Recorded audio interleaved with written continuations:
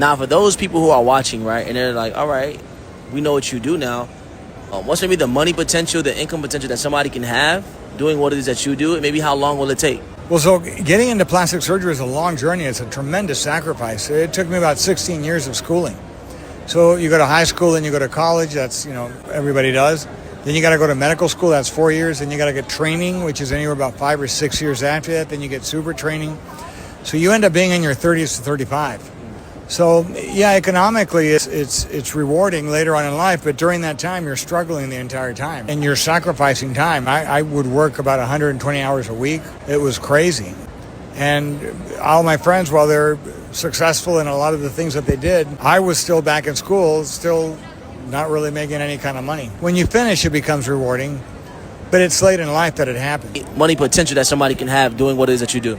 I think your average plastic surgeon that's doing cosmetic or aesthetic surgery is probably around the $3 million mark, around there. And then you got guys that are supercharged and they do 10, 12. Then you got your supercharged guys that are doing 15, 16, 17 million a year. But then that's not taken home. You got to deduct overhead and all that kind of stuff.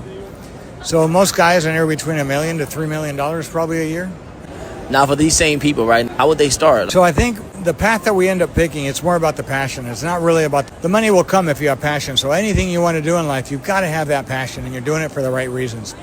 And when you have that passion, all you got to do is have it so much that you become the best at what you do, and everything will follow.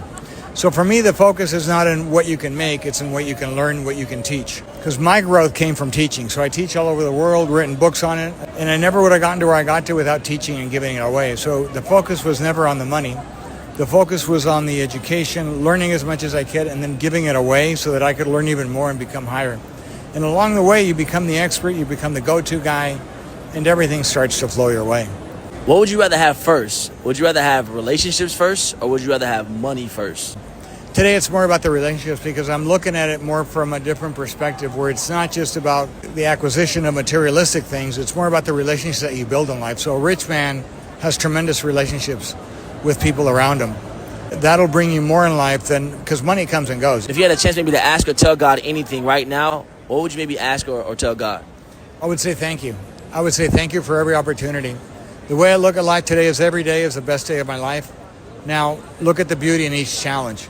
Meaning that you're going to have hard days, real difficult days, but those are given to us by God, by the universe, to help us elevate and become a better version of ourselves. Every sadness, every difficult time is an opportunity to grow. It's not how many times you fall, it's how many times you get up. It's always about looking at the gratitude and finding the beauty in the challenge that you've got during that particular day.